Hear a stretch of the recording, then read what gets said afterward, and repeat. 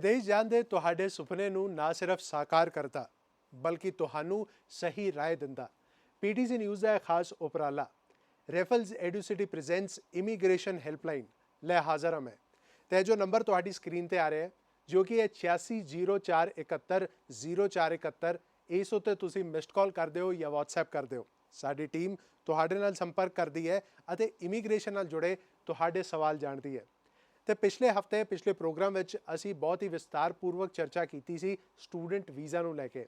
ਤੇ ਅੱਜ ਅਸੀਂ ਗੱਲ ਕਰਾਂਗੇ ਟੂਰਿਸਟ ਵਿਜ਼ਿਟਰ ਵੀਜ਼ਾ ਬਾਰੇ, ਜਿਸ ਬਾਰੇ ਗੱਲ ਕਰਨ ਲਈ ਸਾਡੇ ਨਾਲ ਨੇ managing director ਰੈਫਲਸ ਐਡੂਸਿਟੀ mister Swaran Singh Sandhu. Sandhu Sahib ji ਆਇਆਂ ਨੂੰ। ਸਤਿ ਸ਼੍ਰੀ ਅਕਾਲ ਜੀ ਸਾਰਿਆਂ ਨੂੰ। ਸੰਧੂ ਸਾਹਿਬ, ਬਹੁਤ ਹੀ ਤੁਸੀਂ ਪਿਛਲੇ ਪ੍ਰੋਗਰਾਮ ਦੇ ਵਿੱਚ ਜਾਂ ਉਸ ਤੋਂ ਪਿਛਲੇ ਪ੍ਰੋਗਰਾਮ ਦੇ ਵਿੱਚ ਵਿਸਤਾਰਪੂਰਵਕ ਜਾਣਕਾਰੀ ਦਿੱਤੀ ਹੈ। ਤੇ ਅੱਜ ਦਾ ਜੋ ਸਾਡਾ ਵਿਸ਼ਾ, ਪਹਿਲੇ ਤਾਂ ਮੈਂ ਇਹੀ ਜਾਣਨਾ ਚਾਹਾਂਗਾ ਕਿ ਟੂਰਿਸਟ ਵਿਜ਼ਿਟਰ ਤੇ ਬਿਜ਼ਨਸ ਵੀਜ਼ਾ ਵਿੱਚ ਫਰਕ ਕੀ ਹੈ? ਖਰੀਆਂ ਜੀਆਂ ਗੱਲਾਂ ਕਰਦਾ ਜੀ ਮੈਂ, ਤੇ ਮੇਰੇ ਸਾਰੇ ਭੈਣ ਭਰਾਵਾਂ ਨੂੰ ਸੋਹਣੀਆਂ ਲੱਗਦੀਆਂ, ਚੰਗੀਆਂ ਲੱਗਦੀਆਂ। ਸੋ ਇਹ ਮੇਰੀ ਕੋਸ਼ਿਸ਼ ਰਹਿੰਦੀ ਹੈ ਜੀ ਕਿ ਆਪਣੇ ਲੋਕਾਂ ਨੂੰ ਆਪਣੇ ਤਰੀਕੇ ਨਾਲ ਸਮਝਾਇਆ ਜਾਵੇ। ਸੋ ਟੂਰਿਸਟ ਤੇ ਵਿਜ਼ਿਟਰ ਵੀਜ਼ਾ ਆਪਣੇ ਤਰੀਕੇ ਨਾਲ ਹੀ ਫਿਰ ਸਮਝਾ ਦਿੰਦਾ ਜੀ। ਝਾੜੂ ਕਹਿ ਲਓ, ਚਾਹੇ ਬੋਕਰ ਕਹਿ ਲਓ, ਕੜਾਈਆ ਕਹਿ ਲਓ, ਚਾਹੇ ਤਸਲਾ ਕਹਿ ਲਓ, ਵਿਜ਼ਿਟਰ ਵੀਜ਼ਾ ਕਹਿ ਲਓ ਜਾਂ ਟੂਰਿਸਟ ਵੀਜ਼ਾ ਕਹਿ ਲਓ, ਬੋਲੀ ਅਲੱਗ-ਅਲੱਗ ਹੈ ਜੀ। ਕੋਈ ਟੂਰਿਸਟ ਕਹਿ ਦਿੰਦਾ, ਕੋਈ ਵਿਜ਼ਿਟਰ ਕਹਿ ਦਿੰਦਾ। ਵਿਜ਼ਿਟ ਕਰਨ ਜਾਣਾ ਕਿਤੇ ਜਾਂ ਐਜ਼ ਅ ਟੂਰਿਸਟ ਮਤਲਬ ਘੁੰਮਣ ਫਿਰਨ ਜਾਣਾ। ਸੋ ਇਹਦੇ 'ਚ ਫਰਕ ਨਹੀਂ। ਬਿਜ਼ਨਸ ਵੀਜ਼ਾ ਬਹੁਤ ਤਰ੍ਹਾਂ ਦੇ ਨੇ, ਬਿਜ਼ਨਸ ਵੀਜ਼ਾ ਕਈ ਤਰ੍ਹਾਂ ਦੇ ਨੇ। ਮਤਲਬ ਉਹਦੇ 'ਚ ਕੀ ਹੁੰਦਾ ਜੀ, ਜਦੋਂ ਕੋਈ ਬੰਦਾ ਕਿਸੇ ਕੰਮ ਲਈ ਜਾ ਰਿਹਾ, ਸਪੈਸੀਫਿਕਲੀ ਕੋਈ ਕਾਨਫਰੰਸ ਅਟੈਂਡ ਕਰਨ ਜਾ ਰਿਹਾ ਉੱਧਰ, ਕੋਈ ਜਿਵੇਂ ਆ ਫਿਲਮਾਂ ਵਗੈਰਾ ਵਾਲੇ ਨੇ ਸ਼ੂਟਿੰਗ ਕਰਨ ਜਾ ਰਹੇ ਨੇ, ਜਾਂ ਕੋਈ ਤੁਸੀਂ ਮੀਟਿੰਗ ਕਰਨ ਜਾ ਰਹੇ ਹੋ, ਕਿਸੇ ਨੂੰ ਮਿਲਣ ਜਾ ਰਹੇ ਹੋ, ਕੋਈ ਵੀ ਬਿਜ਼ਨਸ ਡੀਲ ਕਰਨ ਜਾ ਰਹੇ ਹੋ, ਤੇ ਤੁਹਾਡੀ ਜਿਹੜੀ ਕੈਟੇਗਰੀ ਆ ਟੂਰਿਸਟ ਵਿਜ਼ਿਟਰ ਦੀ ਨਹੀਂ ਆ। ਬਟ ਇਹਦੇ ਵਿੱਚ ਅਗਰ ਤੁਸੀਂ ਟੂਰਿਸਟ ਜਾਂ ਵਿਜ਼ਿਟਰ ਵੀਜ਼ਾ ਤੇ ਕਿਸੇ ਵੀ ਕੰਟਰੀ ਦੇ ਵਿੱਚ ਜਾ ਕੇ ਕੋਈ ਬਿਜ਼ਨਸ ਰਿਲੇਟਡ ਗਤੀਵਿਧੀਆਂ ਕਰਦੇ ਹੋ, ਉਹ ਇਲੀਗਲ ਨੇ। ਸੋ ਇਹ ਥੋੜ੍ਹਾ ਜਿਹਾ ਫਰਕ ਹੈ। ਬਾਕੀ ਇਹ ਟੂਰਿਸਟ ਐਂਡ ਵਿਜ਼ਿਟਰ ਵੀਜ਼ਾ ਸਾਡੇ ਬੋਲਣ ਦੇ ਵਿੱਚ ਹੀ ਫਰਕ ਆ, ਹੈਗਾ ਇੱਕੋ ਹੀ ਗੱਲ ਆ। ਤੇ ਸੰਧੂ ਸਾਹਿਬ, ਵਿਜ਼ਿਟਰ ਵੀਜ਼ਾ ਦੀ ਜੇ ਗੱਲ ਕਰੀਏ, ਇਸ ਲਈ ਰਿਕੁਆਇਰਮੈਂਟਸ ਜਿਹੜੀਆਂ ਨੇ ਉਹ ਕੀ ਕੀ ਹੁੰਦੀਆਂ ਨੇ? ਇਹ ਬਹੁਤ ਹੀ ਟੇਢਾ ਸਵਾਲ ਆ। ਰਿਕੁਆਇਰਮੈਂਟਸ ਕੀ ਨੇ? ਕਿਉਂਕਿ ਹਮੇਸ਼ਾ ਸਾਡੇ ਕੋਲ ਲੋਕ ਆਉਂਦੇ ਆ ਔਰ ਆ ਕੇ ਕਹਿੰਦੇ ਆ ਕਿ ਸਰ ਤੁਸੀਂ ਸਾਨੂੰ ਦੱਸ ਦਿਓ, ਤੁਸੀਂ WhatsApp ਕਰ ਦਿਓ, ਤੁਸੀਂ ਸਾਨੂੰ ਡਿਟੇਲ ਦੇ ਦਿਓ ਕਿ ਕੀ ਨੇ ਵਿਜ਼ਿਟਰ ਵੀਜ਼ਾ ਜਾਂ ਟੂਰਿਸਟ ਵੀਜ਼ਾ ਜਿਹਨੂੰ ਆਪਾਂ ਕਹਿੰਦੇ ਆ, ਉਹਦੀਆਂ ਰਿਕੁਆਇਰਮੈਂਟ ਕੀ ਨੇ। ਬਿਲਕੁਲ ਨਹੀਂ ਦੱਸੀਆਂ ਜਾ ਸਕਦੀਆਂ ਟੂਰਿਸਟ ਵਿਜ਼ਿਟਰ ਵੀਜ਼ਾ ਦੀਆਂ ਰਿਕੁਆਇਰਮੈਂਟ ਕੀ ਨੇ। ਸਾਰਿਆਂ ਲਈ ਵੀ ਕੈਨੋਟ ਜਨਰਲਾਈਜ਼ ਦਾ ਥਿੰਗ, ਸਾਰਿਆਂ ਲਈ ਇੱਕ ਚੀਜ਼ ਅਸੀਂ ਕਾਮਨ ਨਹੀਂ ਦੱਸ ਸਕਦੇ, ਕਿਉਂਕਿ ਹਰ ਇੱਕ ਬੰਦੇ ਦੀ ਇੱਕ ਡਿਫਰੈਂਟ ਪ੍ਰੋਫਾਈਲ ਹੁੰਦੀ ਆ। ਸੋ ਇਹਦੇ ਵਿੱਚ ਮੈਂ ਤੁਹਾਨੂੰ ਮੇਜਰਲੀ 3 ਤਰੀਕੇ ਦੀਆਂ ਰਿਕੁਆਇਰਮੈਂਟਸ ਨੇ, 3 ਕੈਟਾਗਰੀ ਦੇ ਵਿੱਚ ਵੰਡਿਆ ਗਿਆ ਹੈ ਇਹ ਵਾਲਾ ਵੀਜ਼ਾ। ਉਹਦੇ ਵਿੱਚ ਤੁਸੀਂ ਤਿੰਨਾਂ ਚੋਂ ਇੱਕ ਹੋਣੇ ਚਾਹੀਦੇ ਹੋ। ਹੁਣ ਥੋੜ੍ਹਾ ਜਿਹਾ ਧਿਆਨ ਨਾਲ ਸੁਣਿਓ, ਇਹ 3 ਕੈਟਾਗਰੀਜ਼ ਕਿਹੜੀਆਂ ਨੇ, ਤੁਸੀਂ ਕੀ ਹੋਣਾ ਚਾਹੀਦੇ ਹੋ ਤਾਂ ਕਿ ਤੁਹਾਨੂੰ ਵਿਜ਼ਿਟਰ ਜਾਂ ਟੂਰਿਸਟ ਵੀਜ਼ਾ ਮਿਲ ਜਾਵੇ, ਈਜ਼ੀਲੀ ਮਿਲ ਜਾਵੇ, ਬਿਨਾਂ ਕਿਸੇ ਹਰਾਸਮੈਂਟ ਤੋਂ। ਉਹਦੇ ਵਿੱਚ ਸਭ ਤੋਂ ਪਹਿਲਾਂ ਆ ਕਿ ਤੁਸੀਂ ਸੈਲਫ ਇੰਪਲੋਇਡ ਹੋਣੇ ਚਾਹੀਦੇ ਹੋ, ਮਤਲਬ ਤੁਸੀਂ ਜੌਬ ਕਰਦੇ ਹੋਣੇ ਚਾਹੀਦੇ ਹੋ। ਉਹ ਜੌਬ ਕੋਈ ਵੀ ਹੋ ਸਕਦੀ ਆ। ਉਹ ਜੌਬ ਚਾਹੇ ਤੁਸੀਂ ਕਿਸੇ ਆਫਿਸ ਦੇ ਵਿੱਚ ਪੀਅਨ ਲੱਗੇ ਹੋਏ ਹੋ ਤੇ ਚਾਹੇ ਤੁਸੀਂ ਡਿਪਟੀ ਕਮਿਸ਼ਨਰ ਲੱਗੇ ਹੋਏ ਹੋ, ਮਤਲਬ ਕਿਸੇ ਵੀ ਟਾਈਪ ਦੀ ਜੌਬ, ਚਾਹੇ ਉਹ ਪ੍ਰਾਈਵੇਟ ਕੰਪਨੀ ਆ, ਚਾਹੇ ਉਹ ਜਿਹੜੀ ਮਰਜ਼ੀ ਕੰਪਨੀ ਆ, ਜੌਬ ਹੋਣੀ ਚਾਹੀਦੀ ਆ, ਹੈ ਨਾ। ਸੋ ਜੌਬ ਦਾ ਮਤਲਬ ਮੈਂ ਇਹ ਸਮਝਾ ਰਿਹਾ ਸੀਗਾ ਕਿ ਜੌਬ ਹੈ ਨਾ, ਸੈਲਫ ਇੰਪਲੋਇਡ। ਓਕੇ, ਸੋ ਇਹਦੇ ਵਿੱਚ ਹੁਣ ਜਦੋਂ ਤੁਸੀਂ ਸੈਲਫ ਇੰਪਲੋਇਡ ਹੋ, ਤੁਹਾਡੇ ਕੋਲ ਜੌਬ ਆ, ਤਾਂ ਜੌਬ ਨਾਲ ਰਿਲੇਟਡ ਡਾਕੂਮੈਂਟਸ, ਮਤਲਬ ਤੁਹਾਡੀ ਸੈਲਰੀ ਵੀ ਤੁਹਾਡੇ ਅਕਾਊਂਟ 'ਚ ਆਉਂਦੀ ਹੋਊਗੀ, ਤੁਹਾਡਾ ESI PF ਵੀ ਕੱਟਦਾ ਹੋਊਗਾ, ਹਰ ਮਹੀਨੇ ਤੁਹਾਡੇ ਅਕਾਊਂਟ ਦੀ ਜਿਹੜੀ ਸਟੇਟਮੈਂਟ ਆ ਉਹ ਲੱਗੇਗੀ, ਤੁਹਾਡਾ ਆਈ ਕਾਰਡ ਲੱਗੇਗਾ, ਫਿਰ ਤੁਹਾਡੀਆਂ ਇਨਕਮ ਟੈਕਸ ਰਿਟਰਨਸ ਵੀ ਜਾਂਦੀਆਂ ਹੋਣਗੀਆਂ ਸਾਰੀਆਂ ਦੀਆਂ ਸਾਰੀਆਂ। ਸੋ ਇਹ ਔਰ ਹੋਰ ਬਹੁਤ ਚੀਜ਼ਾਂ, ਮਤਲਬ ਮੈਂ ਨੋਰਮਲ ਓਵਰਆਲ ਜੀ ਗੱਲ ਕਰੂੰਗਾ ਨਾ ਸਾਰਿਆਂ ਦੇ ਵਿੱਚ। ਸੋ ਇਹ ਮੇਨਲੀ ਸੈਲਫ ਇੰਪਲੋਇਡ ਹੋ ਗਏ, ਹੈ ਨਾ। ਸੋ ਇਸ ਤੋਂ ਇਲਾਵਾ ਬਾਅਦ ਵਿੱਚ ਆ ਗਈ ਫਿਰ ਐਗਰੀਕਲਚਰ। ਹੁਣ ਐਗਰੀਕਲਚਰਿਸਟ ਹੋ ਤੁਸੀਂ। ਕਈ ਵਾਰ ਸਾਡੇ ਕੋਲ ਨਿਖਿਲ ਜੀ ਆਉਂਦੇ ਆ, ਸਾਡੇ ਕੋਲ ਨਾ ਬੱਚੇ ਆਉਂਦੇ ਆ ਕਿ ਜੀ ਸਾਡੇ ਕੋਲ 50 ਕਿੱਲੇ 20 30 40 ਕਿੱਲੇ ਜ਼ਮੀਨ ਆ, ਮਤਲਬ ਮੈਂ ਐਗਰੀਕਲਚਰਿਸਟ ਹਾਂ, ਮੈਂ ਖੇਤੀ ਕਰਦਾ। ਓਕੇ, ਬਟ ਜ਼ਮੀਨ ਆ ਜਿਹੜੀ ਉਹ ਪਾਪਾ ਦੇ ਨਾਮ 'ਤੇ ਆ ਜਾਂ ਦਾਦਾ ਜੀ ਦੇ ਨਾਮ 'ਤੇ, ਹੈ ਨਾ। ਸੋ ਉਹਦੇ ਵਿੱਚ ਜਿਹੜਾ ਬੰਦਾ ਜਾਣਾ ਚਾਹ ਰਿਹਾ ਉਹਦੇ ਨਾਮ 'ਤੇ ਕਿੰਨੀ ਹੈ, ਜਾਂ ਫਿਰ ਉਹਨੇ ਠੇਕੇ 'ਤੇ ਲਈ ਹੋਈ ਆ, one and the same thing. ਦੇਖੋ, ਜ਼ਰੂਰੀ ਨਹੀਂ ਹੈ ਕਿ ਤੁਹਾਡੇ ਕੋਲ 20 50 100 ਕਿੱਲੇ ਜ਼ਮੀਨ ਹੋਊਗੀ ਤਾਂ ਹੀ ਤੁਹਾਡਾ ਵਿਜ਼ਿਟਰ ਜਾਂ ਟੂਰਿਸਟ ਵੀਜ਼ਾ ਮਿਲੂਗਾ, ਇਹ ਕੋਈ ਜ਼ਰੂਰੀ ਨਹੀਂ। ਤੁਸੀਂ ਜ਼ਮੀਨ ਤੁਹਾਡੇ ਕੋਲ ਆਪਣੀ ਆ, ਤੁਸੀਂ ਖੁਦ ਖੇਤੀ ਕਰਦੇ ਹੋ, ਜਾਂ ਤੁਸੀਂ ਖੇਤੀ ਠੇਕੇ ਤੇ ਦਿੱਤੀ ਹੋਈ ਆ ਜ਼ਮੀਨ, ਉਹ ਵੀ ਚੱਲੂਗਾ। ਤੁਸੀਂ ਠੇਕੇ ਤੇ ਜ਼ਮੀਨ ਲਈ ਹੋਈ ਆ, ਉਹ ਵੀ ਚੱਲੂਗਾ। ਮਤਲਬ ਐਗਰੀਕਲਚਰ ਖੇਤੀ ਹੋਣੀ ਚਾਹੀਦੀ ਆ, ਉਹ ਕਿਸੇ ਵੀ ਤਰ੍ਹਾਂ ਦੀ ਹੋਵੇ। ਇਹਦੇ 'ਚ ਹੋਰ ਕੀ ਡਿਟੇਲਸ ਨੇ, ਫਿਰ ਜੇ ਫਾਰਮਸ ਤੁਹਾਨੂੰ ਚਾਹੀਦੇ ਆ। ਇਹ ਨਹੀਂ ਕਿ ਤੁਸੀਂ ਆੜਤੀਏ ਨੂੰ ਕਹਿ ਕੇ ਵਿਜ਼ਟਰ ਵੀਜ਼ਾ ਜਾਣਾ ਤੁਸੀਂ ਲਵਾਉਣਾ ਵਾ, ਅਤੇ ਆੜਤੀਏ ਨੂੰ ਕਹਿ ਕੇ 2-4 ਲੱਖ 5 ਲੱਖ ਰੁਪਈਆ ਇੱਕ ਹਫ਼ਤਾ ਪਹਿਲਾਂ ਜਾਂ 4 ਦਿਨ ਜਾਂ 20 ਦਿਨ ਮਹੀਨਾ ਪਹਿਲਾਂ ਤੁਸੀਂ 5 ਲੱਖ 10 ਲੱਖ ਆਪਣੇ ਅਕਾਊਂਟ 'ਚ ਪਵਾ ਲਿਆ, ਫਿਰ ਨਹੀਂ ਲੱਗਦਾ ਵੀਜ਼ਾ। ਹਰ ਸਾਲ ਹਾੜੀ ਸੌਣੀ ਦੇ ਵਿੱਚ ਹਰ ਫਸਲ ਤੋਂ ਬਾਅਦ ਤੁਹਾਡੇ ਅਕਾਊਂਟ 'ਚ ਪੈਸੇ ਆਏ ਹੋਏ ਨੇ ਕਿ ਨਹੀਂ ਆਏ ਹੋਏ ਨੇ, ਜਾਂ ਫਿਰ ਵਿਦ ਜੇ ਫਾਰਮ ਆਏ ਨੇ, ਉਹਨੂੰ ਵੀ ਅਸੀਂ ਡਿਟੇਲ 'ਚ ਅੱਗੇ ਤੁਹਾਨੂੰ ਦੱਸ ਦਾਂਗੇ ਜਦੋਂ ਤੁਸੀਂ ਸਾਡੇ ਕੋਲ ਆਓਗੇ। ਸੋ ਮੇਜਰਲੀ ਜਿਹੜੀ ਕੈਟੇਗਰੀ ਸੀਗੀ ਉਹ ਸੀਗੀ ਐਗਰੀਕਲਚਰ। ਸੈਲਫ ਇੰਪਲੋਇਡ ਹੋ ਗਿਆ, ਐਗਰੀਕਲਚਰ ਹੋ ਗਿਆ। ਫਿਰ ਆ ਗਿਆ ਜੀ ਬਿਜ਼ਨਸ। ਤੀਸਰਾ ਆ ਗਈ ਕੈਟੇਗਰੀ ਬਿਜ਼ਨਸ। ਤੁਸੀਂ ਬਿਜ਼ਨਸਮੈਨ ਹੋ। ਹੁਣ ਬਿਜ਼ਨਸ ਦੇ ਵਿੱਚ ਕੀ ਰਿਕੁਆਇਰਮੈਂਟਸ ਨੇ, ਇਹ ਥੋੜ੍ਹੀਆਂ ਜਿਹੀਆਂ ਜ਼ਿਆਦਾ ਨੇ ਐਗਰੀਕਲਚਰ ਨਾਲੋਂ ਤੇ ਸੈਲਫ ਇੰਪਲੋਇਡ ਨਾਲੋਂ, ਕਿਉਂਕਿ ਜਿਹੜਾ ਬੰਦਾ ਬਿਜ਼ਨਸ ਕਰ ਰਿਹਾ ਸੋ ਉਹਦੀ ਕੋਈ ਜਾਂ ਤਾਂ ਉਹ ਪ੍ਰੋਪਰਾਈਟਰ ਹੋਊਗਾ। ਪ੍ਰੋਪਰਾਈਟਰ ਹੁੰਦਾ ਵੀ ਇਕੱਲਾ ਹੀ ਬੰਦਾ, ਹੋਰ ਕੋਈ ਓਨਰ ਨਹੀਂ ਹੈ, ਮੈਂ ਇਕੱਲਾ ਹੀ ਓਨਰ ਆ, ਮੇਰੀ ਦੁਕਾਨ ਆ, ਮੇਰਾ ਬਿਜ਼ਨਸ ਆ। ਫਿਰ ਆ ਗਈ ਪਾਰਟਨਰਸ਼ਿਪ, ਵੀ 2 ਲੋਕਾਂ ਦੀ ਰਲ ਕੇ, ਹਸਬੈਂਡ ਵਾਈਫ ਦੋਸਤ ਭਰਾ ਰਲ ਕੇ 2 ਲੋਕਾਂ ਦੀ ਜਾਂ ਪਾਰਟਨਰਸ਼ਿਪ ਫਰਮ ਹੋਊਗੀ। ਤੀਸਰਾ ਆ ਜਾਂਦੀਆਂ ਫਿਰ ਪ੍ਰਾਈਵੇਟ ਲਿਮਿਟਿਡ ਕੰਪਨੀਜ਼, ਹੈ ਨਾ। ਉਹ 2 ਡਾਇਰੈਕਟਰ ਮਿਨੀਮਮ ਚਾਹੀਦੇ ਆ ਕਿ ਤੁਸੀਂ ਕੰਪਨੀ ਨੂੰ ਪ੍ਰਾਈਵੇਟ ਲਿਮਿਟਿਡ ਕਰਵਾਇਆ ਹੋਇਆ। ਕਿਸੇ ਵੀ ਤਰ੍ਹਾਂ ਦਾ ਬਿਜ਼ਨਸ ਆ, ਬਿਜ਼ਨਸ ਦਾ ਤੁਹਾਡੇ ਕੋਲ ਪ੍ਰੂਫ ਕੀ ਆ। ਫਿਰ ਤੁਹਾਡੇ ਕੋਲ GST ਨੰਬਰ ਵੀ ਹੋਣਾ ਚਾਹੀਦਾ, ਜਾਂ ਫਿਰ ਤੁਹਾਡੇ ਕੋਲ ਕੰਪਨੀ ਦਾ ਟੈਨ ਨੰਬਰ ਹੋਣਾ ਚਾਹੀਦਾ, ਪੈਨ ਨੰਬਰ ਹੋਣਾ ਚਾਹੀਦਾ, ਤੁਹਾਡੇ ਆਪਣਾ ਪੈਨ ਹੋਣਾ ਚਾਹੀਦਾ, ਤੁਹਾਡੀਆਂ ਰਿਟਰਨਸ ਜਾਣੀਆਂ ਹੋਣੀਆਂ ਚਾਹੀਦੀਆਂ ਨੇ। ਤੁਸੀਂ ਜਿਹੜੀ ਵੀ ਕੈਟਾਗਰੀ 'ਚ ਬਿਜ਼ਨਸ ਕਰਦੇ ਹੋ ਉਹਨਾਂ ਤੋਂ ਕੋਈ ਲਾਇਸੈਂਸ, ਕੋਈ ਰਜਿਸਟ੍ਰੇਸ਼ਨ ਨੰਬਰ ਉਹ ਹੋਣਾ ਚਾਹੀਦਾ। ਤੁਹਾਡੇ ਵਿਜ਼ਿਟਿੰਗ ਕਾਰਡ, ਹੋ ਸਕਦਾ ਹੈ ਤੁਹਾਡੀ ਵੈਬਸਾਈਟ ਵੀ ਦੇਖੀ ਜਾਵੇ, ਤੁਹਾਡੀ ਵੈਬਸਾਈਟ ਵੀ ਬਣੀ ਹੋਣੀ ਚਾਹੀਦੀ ਹੈ। ਸੋ ਅਗਰ ਛੋਟੇ ਬਿਜ਼ਨਸ ਨੇ ਉਹਨਾਂ ਦੀ ਜ਼ਰੂਰਤ ਨਹੀਂ ਹੁੰਦੀ, ਡਿਪੈਂਡ ਕਰਦਾ ਕਿਸ ਟਾਈਪ ਦਾ ਬਿਜ਼ਨਸ ਆ, ਬਿਜ਼ਨਸ ਦੀ ਟਰਨ ਕੀ ਆ, ਉਹਦੀ ਐਨੂਅਲ ਜਿਹੜੀਆਂ ਤੁਹਾਡਾ ਬਹੁਤ ਕੁਝ ਇਹਦੇ ਵਿੱਚ ਥੋੜ੍ਹਾ ਜਿਹਾ ਡਿਟੇਲ ਆ ਜਾਂਦਾ, ਬਟ ਉਹ ਇੰਨਾ ਡਿਟੇਲ ਨਹੀਂ ਕਿ ਤੁਸੀਂ ਕਰ ਨਾ ਸਕੋ ਜਾਂ ਮੈਨੇਜ ਨਾ ਕਰ ਸਕੋ। ਹੁੰਦਾ ਸਾਡੇ ਕੋਲ ਸਭ ਕੁਝ ਆ, ਕਈ ਵਾਰ ਅਸੀਂ ਨਾ ਮੈਨੇਜ ਨਹੀਂ ਕਰ ਪਾਉਂਦੇ। ਸੋ ਬੇਸਿਕਲੀ ਤੁਸੀਂ ਦੇਖੋ, ਜਾਂ ਤਾਂ ਕੋਈ ਬੰਦਾ ਖੇਤੀ ਕਰਦਾ ਹੋਊਗਾ, ਜਾਂ ਕੋਈ ਬੰਦਾ ਜੌਬ ਕਰਦਾ ਹੋਊਗਾ, ਜਾਂ ਫਿਰ ਬੰਦਾ ਕੋਈ ਬਿਜ਼ਨਸ ਕਰਦਾ ਹੋਊਗਾ। ਇਸ ਤੋਂ ਇਲਾਵਾ ਚੌਥਾ ਕੋਈ ਕੰਮ ਨਹੀਂ ਕਰਦਾ ਹੋਊਗਾ ਬੰਦਾ, ਕੋਈ ਹੁੰਦਾ ਹੀ ਨਹੀਂ ਹੋਰ ਕੋਈ ਕੰਮ, ਜਾਂ ਫਿਰ ਵਿਹਲੇ ਹੁੰਦੇ ਆ ਉਹ ਜਿਹੜੇ ਕੁਝ ਨਹੀਂ ਕਰਦੇ ਹੁੰਦੇ। ਸੋ ਇਹਨਾਂ 3 ਕੈਟਾਗਰੀਜ਼ ਦੇ ਵਿੱਚੋਂ ਅਗਰ ਤੁਸੀਂ ਆਉਂਦੇ ਹੋ, ਹੁਣ ਇੱਕ ਚੌਥੀ ਕੈਟਾਗਰੀ ਜਿਹੜੀ ਸਾਡੀ ਲੋਕ ਬਣਾਉਂਦੇ ਆ, ਜਿਹੜੇ ਸਾਡੇ ਏਜੰਟਸ ਬਣਾਉਂਦੇ ਆ, ਵੀ ਅਸੀਂ ਤੁਹਾਨੂੰ ਬਣਾ ਦਾਂਗੇ। ਤੁਸੀਂ ਸਿਰਫ ਦਵੋ ਸਾਨੂੰ ਪਾਸਪੋਰਟ ਤੇ ਦਵੋ 20-25 ਲੱਖ ਰੁਪਈਆ, ਅਸੀਂ ਤੁਹਾਨੂੰ ਬਣਾ ਦਾਂਗੇ। ਵੀ ਅਸੀਂ ਤੁਹਾਨੂੰ ਸਕੂਲ ਦਾ ਪ੍ਰਿੰਸੀਪਲ ਬਣਾ ਦਾਂਗੇ, ਅਸੀਂ ਤੁਹਾਨੂੰ ਇੰਪਲੋਈ ਬਣਾ ਦਾਂਗੇ, ਅਸੀਂ ਤੁਹਾਨੂੰ ਐਗਰੀਕਲਚਰਿਸਟ ਬਣਾ ਦਾਂਗੇ, ਜਾਂ ਅਸੀਂ ਤੁਹਾਨੂੰ ਬਿਜ਼ਨਸਮੈਨ ਬਣਾ ਦਾਂਗੇ। ਉਹਦੇ 'ਤੇ ਕਿਤੇ ਗੱਲ ਕਰਾਂਗੇ ਬਹੁਤ ਡਿਟੇਲ ਦੇ ਵਿੱਚ। ਪਰ ਆ ਜਿਹੜਾ ਬਣਾਉਣ ਵਾਲਾ ਵਾ ਔਰ ਇਹ ਕਿਵੇਂ ਬਣਦਾ ਵਾ, ਇਹਦੇ 'ਚ ਕਿਵੇਂ ਵੀਜ਼ਾ ਵੀ ਆਉਂਦਾ, ਫਰਾਡ ਡਾਕੂਮੈਂਟ ਲਾਉਣ ਨਾਲ ਇਹ ਨਹੀਂ ਵੀਜ਼ਾ ਨਹੀਂ ਆਉਂਦਾ, ਬਟ ਆਉਣ ਤੋਂ ਬਾਅਦ ਫਿਰ ਕਿਹੜੀਆਂ ਮੁਸੀਬਤਾਂ ਨਾਲ ਲੈ ਕੇ ਆਉਂਦਾ, ਇਹਦੇ 'ਤੇ ਫਿਰ ਇੱਕ ਕਿਸੇ ਹੋਰ ਨੈਕਸਟ ਐਪੀਸੋਡ 'ਤੇ ਅਸੀਂ ਚਰਚਾ ਕਰਾਂਗੇ। ਬੇਸਿਕ ਰਿਕੁਆਇਰਮੈਂਟ ਇਹ ਨੇ, ਬਾਕੀ ਇਹ ਟੇਲਰ ਮੇਡ ਹੁੰਦਾ ਜੀ। ਟੇਲਰ ਮੇਡ ਦਾ ਮਤਲਬ ਆ ਹਰ ਬੰਦੇ ਦੇ ਹਿਸਾਬ ਦੇ ਨਾਲ ਉਹਦੀਆਂ ਰਿਕੁਆਇਰਮੈਂਟਸ ਨੂੰ ਚੈੱਕ ਕਰਕੇ ਉਹਨੂੰ ਡਾਕੂਮੈਂਟ ਦੱਸੇ ਜਾਂਦੇ ਆ। ਇਹ ਸਾਰਿਆਂ ਲਈ ਇੱਕੋ ਹੀ ਰੂਲਸ ਫਾਰਮੂਲਾ ਅਪਲਾਈ ਨਹੀਂ ਹੁੰਦਾ। ਸੋ ਅਗਰ ਤੁਸੀਂ ਇਹਨਾਂ 'ਚ ਕੁਝ ਹੈਗੇ ਹੋ ਤੇ ਫਿਰ ਤੁਸੀਂ ਸਾਨੂੰ ਕੰਟੈਕਟ ਕਰੋ। ਵਿਜ਼ਟਰ ਤੇ ਟੂਰਿਸਟ ਵੀਜ਼ਾ ਲਗਵਾ ਦਾਂਗੇ, ਕੋਈ ਰਾਕਟ ਸਾਇੰਸ ਨਹੀਂ ਹੈਗੀ ਜੀ। ਬਿਲਕੁਲ ਸੰਧੂ ਸਾਹਿਬ ਨੇ ਡਿਟੇਲ ਤੇ ਦੱਸ ਦੀ ਹੈ, ਪਰ ਪੁਆਇੰਟ ਮੈਂ ਇੱਕ ਵਾਰੀ ਦੁਬਾਰਾ ਰਿਪੀਟ ਕਰ ਦਿੰਦਾ ਕਿ ਸੈਲਫ ਇੰਪਲੋਇਡ, ਐਗਰੀਕਲਚਰਿਸਟ ਤੇ ਬਿਜ਼ਨਸ, ਇਹਨਾਂ 3 ਵਿੱਚ ਤੁਸੀਂ ਆਉਂਦੇ ਹੋ ਤੇ ਵਿਜ਼ਿਟਰ ਤੇ ਟੂਰਿਸਟ ਵੀਜ਼ਾ ਤੁਹਾਡਾ ਲੱਗ ਸਕਦਾ ਹੈ। ਤੁਹਾਡੇ ਮਨ ਦੇ ਵਿੱਚ ਹੋਰ ਵੀ ਸਵਾਲ ਨੇ ਜੋ ਸਾਡੇ ਤੱਕ ਤੁਸੀਂ ਪਹੁੰਚਾਏ ਨੇ, ਉਹਦਾ ਜਵਾਬ ਵੀ ਅਸੀਂ ਜਾਣਾਂਗੇ ਬਸ ਇੱਕ ਛੋਟੇ ਜਿਹੇ ਬ੍ਰੇਕ ਤੋਂ ਬਾਅਦ। ਤੁਸੀਂ ਵੇਖਦੇ ਰਹੋ ਰੈਫਲਸ ਐਡੂਸਿਟੀ ਪ੍ਰੈਜ਼ੈਂਟਸ ਇਮੀਗ੍ਰੇਸ਼ਨ ਹੈਲਪਲਾਈਨ।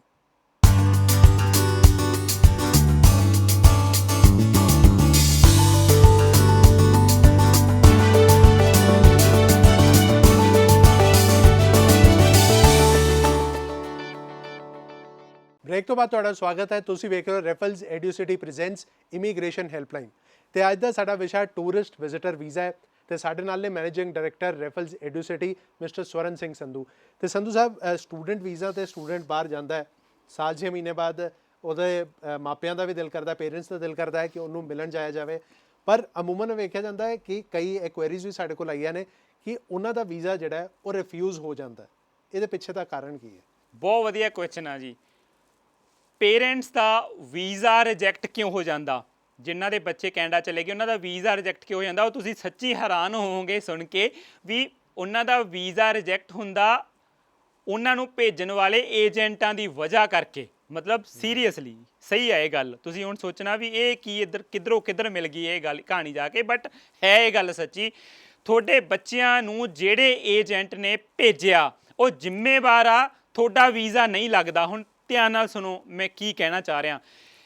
ਕੈਨੇਡਾ ਜਦੋਂ ਅਸੀਂ ਤੁਹਾਡੇ ਬੱਚੇ ਨੂੰ ਭੇਜਦੇ ਹਾਂ ਕੈਨੇਡਾ, ਤਾਂ ਅਸੀਂ ਨਾ ਇੱਕ ਫਾਰਮ ਭਰਦੇ ਹਾਂ, ਪਰਸਨਲ ਇਨਫੋਰਮੇਸ਼ਨ ਫਾਰਮ। ਉਹ ਪਰਸਨਲ ਇਨਫੋਰਮੇਸ਼ਨ ਫਾਰਮ ਦੇ ਵਿੱਚ ਬੱਚੇ ਦੇ ਪੂਰੇ ਪਰਿਵਾਰ ਹੁਣ ਇੱਕ ਮੈਂ ਚਲੋ ਇਹਦੇ 'ਚ ਤੁਹਾਨੂੰ ਹੋਰ ਮੈਂ ਗੱਲ ਦੱਸਦਾ, ਸ਼ਾਇਦ ਤੁਹਾਡੇ ਕੰਮ ਆਊਗੀ। ਪਰਿਵਾਰ ਕਿਹਨੂੰ ਕਹਿੰਦੇ ਆ? ਜਿਹੜਾ ਸਟੂਡੈਂਟ ਬਾਹਰ ਜਾ ਰਿਹਾ ਉਹਦਾ ਪਰਿਵਾਰ ਕੌਣ ਆ? ਉਹਦਾ ਪਰਿਵਾਰ ਆ ਉਹਦੇ ਸਾਰੇ ਭੈਣ ਭਰਾ ਤੇ ਉਹਦੇ ਮਾਂ-ਪਿਓ, ਬਸ। ਇਸ ਤੋਂ ਇਲਾਵਾ ਦਾ ਕੋਈ ਪਰਿਵਾਰ ਨਹੀਂ। ਸੋ ਉਹ ਸਾਰੇ ਪਰਿਵਾਰ ਦੀ ਇਨਫੋਰਮੇਸ਼ਨ ਉਹਦੇ ਵਿੱਚ ਫਿਲ ਕਰਨੀ ਪੈਂਦੀ ਆ। ਕਿੰਨੇ ਭੈਣ ਨੇ, ਕਿੰਨੇ ਭਰਾ ਨੇ, ਕੀ ਕਰਦੇ ਨੇ, ਮਦਰ ਕੀ ਕਰਦਾ, ਫਾਦਰ ਕੀ ਕਰਦੇ ਆ। ਹੁਣ ਪ੍ਰੋਬਲਮ ਇੱਥੇ ਆਉਂਦੀ ਆ, ਅਣਸਿੱਖਿਅਤ ਜਿਹੜੇ ਮਤਲਬ ਬਿਨਾਂ ਸਿੱਖੇ ਤੋਂ ਜਾਂ ਘੱਟ ਥੋੜ੍ਹਾ ਬਹੁਤਾ ਸਿੱਖ ਕੇ ਇਮੀਗ੍ਰੇਸ਼ਨ ਕੰਪਨੀਆਂ ਦੇ ਵਿੱਚ ਫਾਈਲਾਂ ਬਣਾਉਣ ਲੱਗ ਜਾਂਦੇ ਆ ਬੱਚਿਆਂ ਦੀਆਂ।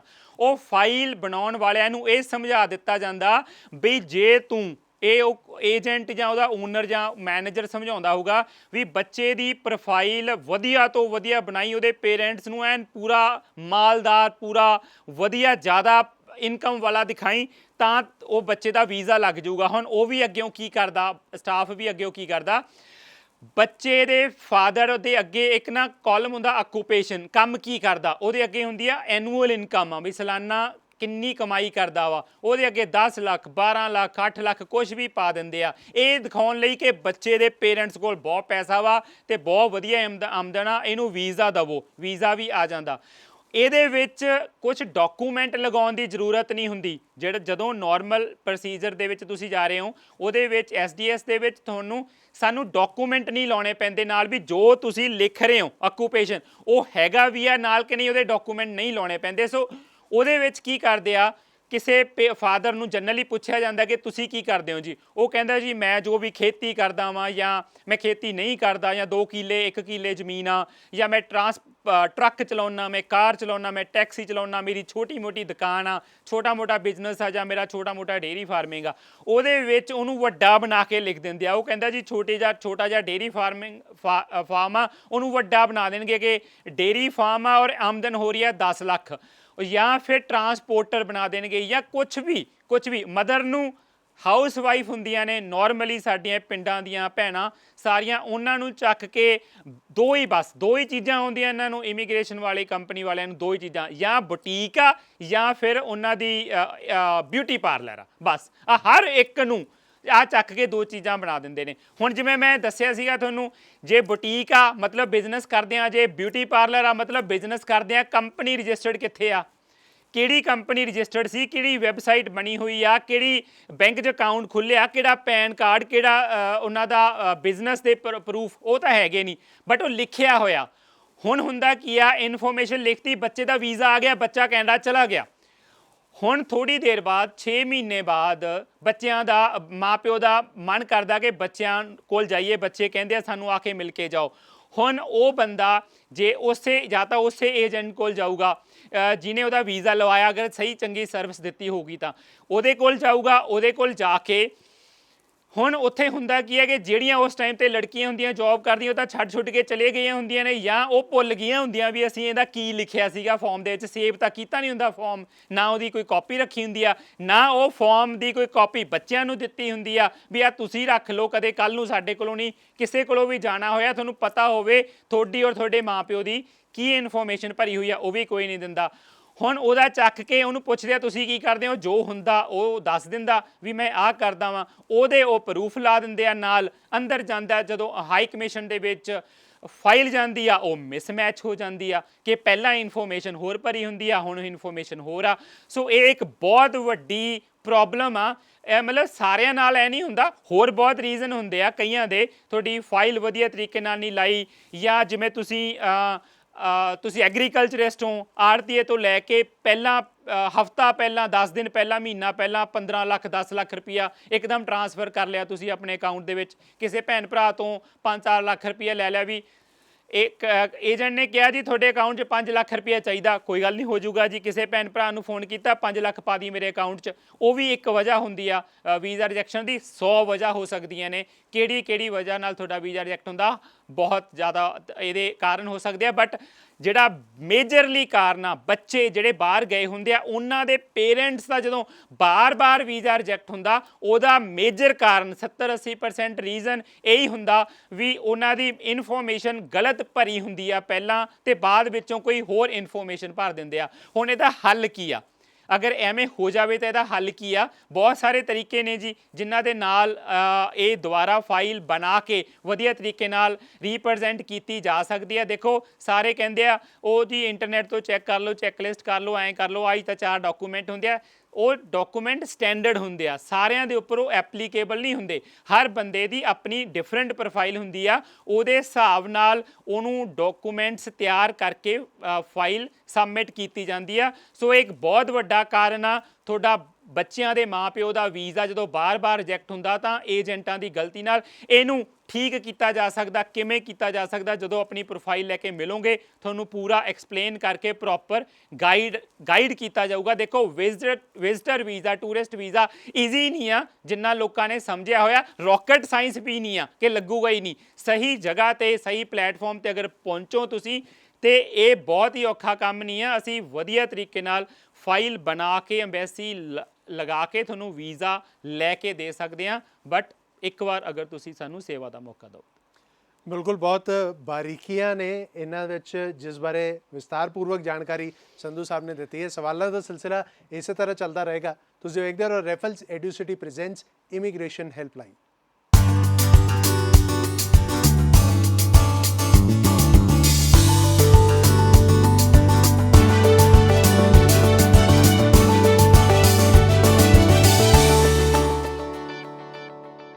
ਬ੍ਰੇਕ ਤੋਂ ਬਾਅਦ ਤੁਹਾਡਾ ਸਵਾਗਤ ਹੈ। ਤੁਸੀਂ ਵੇਖ ਰਹੇ ਹੋ ਰੈਫਲਸ ਐਡੂਸਿਟੀ ਪ੍ਰੈਜ਼ੈਂਟਸ ਇਮੀਗ੍ਰੇਸ਼ਨ ਹੈਲਪਲਾਈਨ।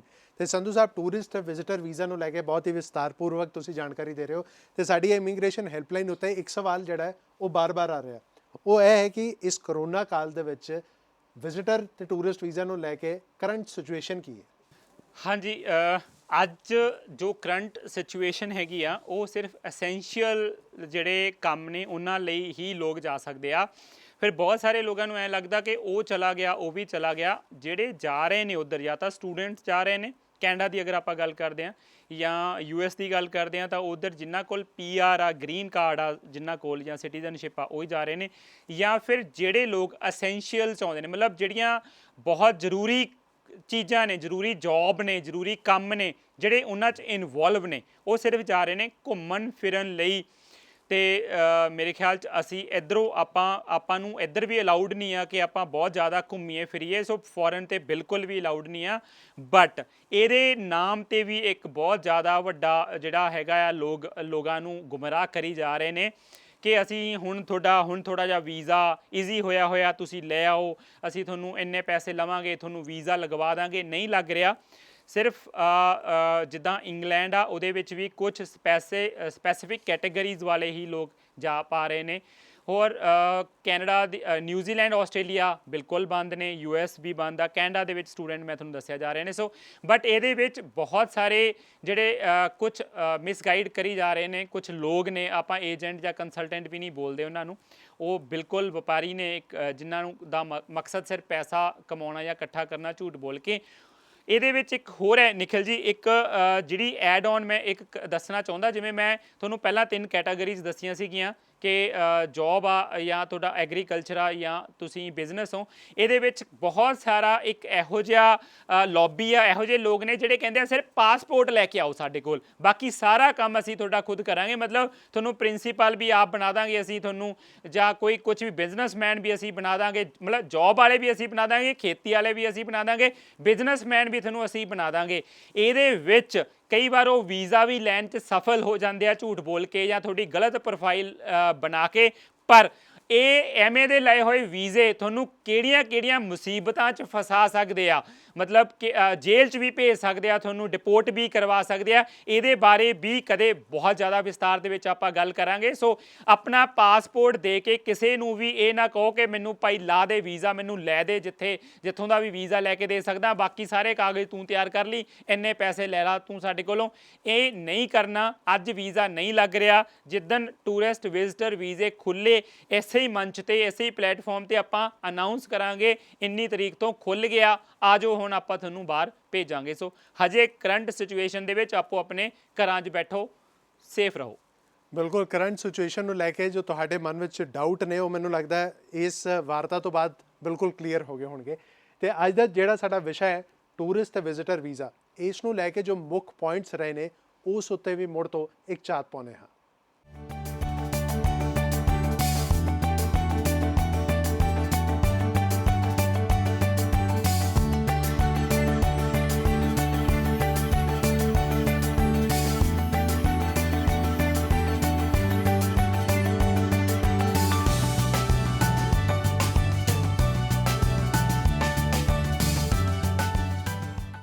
ਅੱਜ ਦੇ ਇਮੀਗ੍ਰੇਸ਼ਨ ਹੈਲਪਲਾਈਨ ਪ੍ਰੋਗਰਾਮ ਵਿੱਚ ਇੰਨਾ ਹੀ। ਸੰਧੂ ਸਾਹਿਬ, ਬਹੁਤ ਬਹੁਤ ਧੰਨਵਾਦ ਤੁਹਾਡਾ। ਥੈਂਕ ਯੂ ਜੀ, ਸਤਿ ਸ਼੍ਰੀ ਅਕਾਲ ਜੀ ਸਾਰਿਆਂ ਨੂੰ।